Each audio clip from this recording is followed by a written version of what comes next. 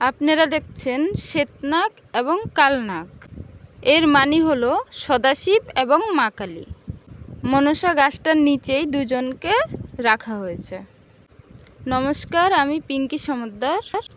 আজকে আসলে আপনাদের দেখাতে চেয়েছি ভবার ভবানী মন্দির ও শ্রী শ্রী গৌরাঙ্গ মহাপ্রভুর বাড়ি এবং তার পদচিহ্ন রাখা তেঁতুলতলা।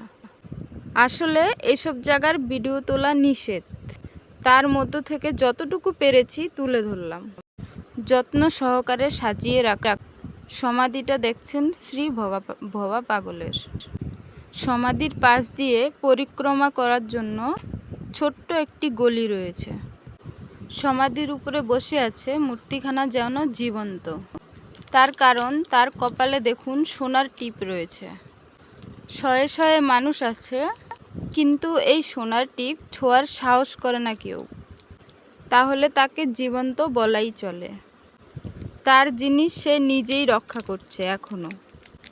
আমরা সমাধির গলি দিয়ে একটু পরিক্রমা করি। এই পাশ দিয়েও বেরোনোর একটা রাস্তা রয়েছে। এখানে লক্ষ্য করুন, শিবলিঙ্গ আছে এবং মা কালীর মূর্তি আছে সামনে ঘরটাতে। তিনি ছিলেন কালী সাধক। তার হাতে একটা সোনার লাঠি ছিল। শুনেছিলাম সেই লাঠি ডাকাতেরা নিয়ে গিয়েছিল, কিন্তু সেই লাঠি আবার তার কাছে ফিরে এসেছিল। সমাধিটা দূর থেকেও একটু দেখাচ্ছি। এই মন্দিরের সমস্ত পরিবেশ তুলে ধরতে পারলাম না, কারণ ভিডিও করা নিষেধ আছে, আগেই বলেছি। ওই যে দেখুন মায়ের মন্দির। এটার ভিতরে ক্যামেরা কোনো রকমেই অ্যালাউ করা সম্ভব নয়। যারা ভবা পাগলের মাহাত্ম্য জানেন তারা অবশ্যই একবার বেড়াতে আসুন আমাদের অম্বিকা কালনাতে। মনের মধ্যে শান্তি আসবে আলাদা রকমের। মন্দিরের ভেতরে আমরা প্রবেশ করলাম, কিন্তু দুর্ভাগ্য আপনাদেরকে দেখাতে পারলাম না। ক্যামেরা অ্যালাউ থাকলে আপনাদেরকে অবশ্যই দেখাতাম।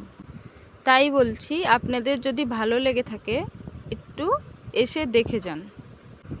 এরপরে আমরা চলে আসলাম মহাপ্রভু যেখানে পদচিহ্ন রেখেছিল। তেঁতুল গাছটির নাম আপনারা অনেকেই শুনেছেন। অম্বিকা কালনাতে মহাপ্রভু যখন কিছুদিন ছিলেন, তখন এই তেঁতুল গাছতলায় এসে সে বিশ্রাম করতেন শুনেছি। আর সত্যি এখানে আসলে মনে একটা আলাদাই শান্তি আসে, যেন জায়গাটিকে ছেড়ে যেতেই ইচ্ছে করে না। সেটা এখানে এসেই আমি অনুভব করলাম। বাউন্ডারির ভেতরে রয়েছে শিক্ষামূলক কিছু ছবি। এগুলো দেখলেও বেশ কিছু গ্রন্থের কথা মনে পড়ে যায়, মন পবিত্র হয় এবং বিভিন্ন রকমের ধর্মীয় উপদেশগুলিও মনে পড়ে যায়। না এসে তা ভিডিওতে অনুভব করা সম্ভব না। তেঁতুল গাছটিও যেন আলাদা একটা ঢঙে তৈরি হয়েছে, যা অন্য কোথাও দেখা যায় না। বহু দর্শনার্থীরা আসে, তারপরেও যেন নিলিবিলি শান্ত পরিবেশ। অনেক ভক্ত সমাগম হয় মহাপ্রভুর বাড়িতে। সেখানেও ভিডিও ক্যামেরা অ্যালাউ নেই, তাই আমি দেখাতে পারবো না। এবং প্রভুর বাড়ির সামনের অংশটা অবশ্যই দেখাতে পারবো। আমাদের কালনাতে আরও অনেক কিছু দেখার আছে, সেগুলো অবশ্যই দেখাবো ঘুরে ঘুরে, যদি সাবস্ক্রাইবার পাই। কারণ আপনাদের ভালো লাগলেই সাবস্ক্রাইব করবেন, আর আমি বুঝতে পারবো যে আপনারা দেখতে চাইছেন। আমার যত কষ্টই হোক, আমি অবশ্যই ওইগুলো তুলে ধরব। কোথায় থাকবেন এবং কোথায় খাবেন এবং কোথায় ঠকবেন, কোথায় জিতবেন, সবই আমি এর পরের ভিডিওতে আস্তে আস্তে দেখাবো। আমার ভিডিও ফলো করলে তাতে আপনাদের একটু উপকার হলেও হবে হয়তো। দূরের ডান দিকে একটি কোঠা দেখা যায়, ওটাই শ্রী গৌরাঙ্গ মহাপ্রভুর সদর দরজা। ওর ভিতরে আমি ঢুকতে পারবো না ক্যামেরা নিয়ে, তাই বাইরে থেকেই দেখিয়ে দিচ্ছি। আপনারা আসুন, অবশ্যই আপনাদের ভালো লাগবে। মন্দিরের ভেতরে আশ্চর্য একটা ঘটনা আরেকদিন বলবো। চলে আসলাম কালনা মহিষমর্দিনীতলা গঙ্গার ঘাট, যেই ঘাটে কালনার যত সমস্ত পুজো পার্বণ হয়, সমস্ত দেব দেবীর বিসর্জন হয় এই গঙ্গার ঘাটে। যারা স্নান করতে আসবে, বিশেষ করে মহিলাদের জন্য মেলার সময় দেখা গেছে এই ঘাটটিতেই জামা কাপড় ছাড়েন এবং এই ঘাটেই হয় বিসর্জন।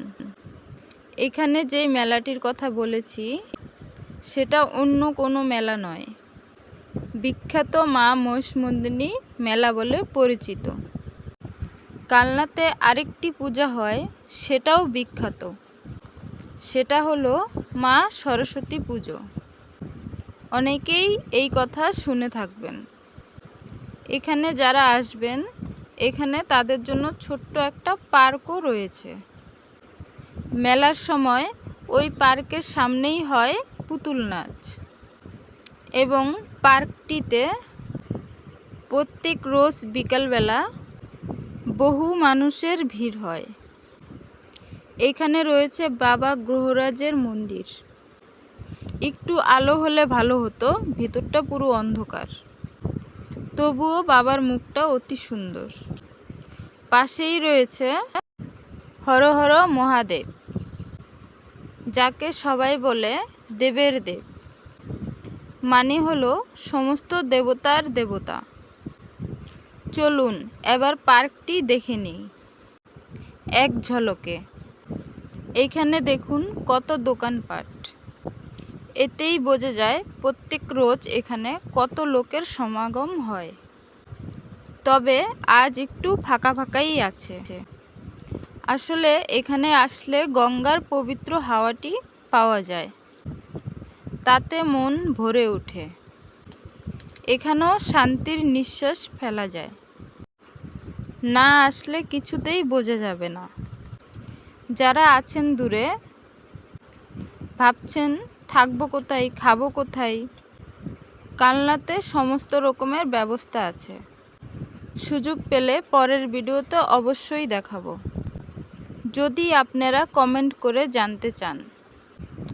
আমরা 7 জনা এসেছি, তাও এই ভিডিওর শেষে দেখাবো।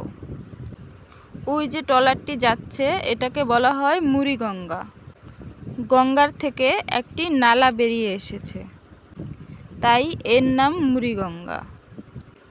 আবার কেউ কাঠিগঙ্গাও বলে। আর এই যে দূরে দেখছেন, এটা কিন্তু বড় গঙ্গা, যেটা গ্রন্থে ভাগীরথী গঙ্গা বলে পরিচিত। ভগীরথ স্বর্গ থেকে নিয়ে এসেছিল এই গঙ্গা, তাই নাম ভাগীরথী। শুনেছি এই গঙ্গায় স্নান করলে এবং একনিষ্ঠাভাবে ভক্তি করে কোনো মানত করলে তা পূর্ণ হয়। যদি আপনাদের মনে কোনো অভিলাষ থাকে, তা অবশ্যই পূর্ণ হবে। ভিডিও অনেক বড় হয়ে গেছে, এইবার বাড়ি যাওয়ার পালা। ঘাটে বিসর্জন হয় বলেছিলাম, এই দেখুন মা জননী চলে এসেছে। এটাও যে আমার ভিডিওতে উঠবে তা আমি আশা করিনি, যে আমার ভিডিও করার সময়ই বিসর্জনের জন্য দেবী চলে আসবে। তবে বিসর্জনটি দেখাতে গেলে অনেক সময় লাগবে। আমার সঙ্গে অনেক কয়জনা এসেছে দেখুন, তারা বড় ক্লান্ত হয়ে পড়েছে দেখুন। তাই আমাকে বাড়ি ফেরা ছাড়া আর কোনো পথ নেই। এরপরে ব্লগ ভিডিওর জন্য আমি একাই আসব এবং আপনাদের পুঙ্খানুপুঙ্খভাবে আমি দেখাবো। সাবস্ক্রাইব